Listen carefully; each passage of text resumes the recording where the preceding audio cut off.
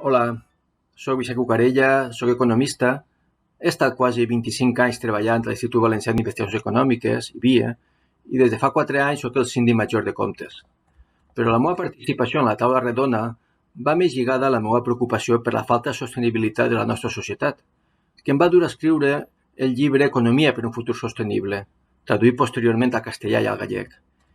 I en relació amb la situació que ens trobem actualment, d'adaptació a la pandèmia, he de reconèixer que em preocupa molt quin és el diagnòstic que s'està fent del context actual, ja que sense un bon diagnòstic no podrem encertar les mesures a prendre.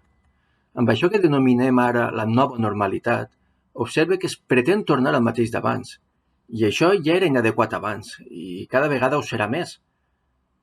Com més tardem en reaccionar, pitjor serà el resultat.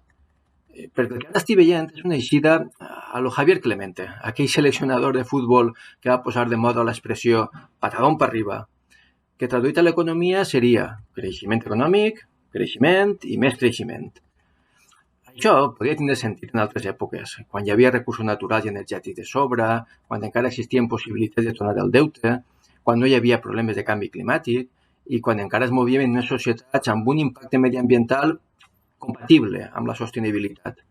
Però ara ja no estem en aquesta situació, sinó en una altra molt diferent. Hem arribat al zènit en el ritme d'extracció del petroli i prompte patirem problemes d'oferta si la demanda reviscola. Molts minerals indispensables per al nostre ritme de vida seran cada vegada més escassos. En aquestes condicions no es pot seguir creixent en termes econòmics d'una manera permanent.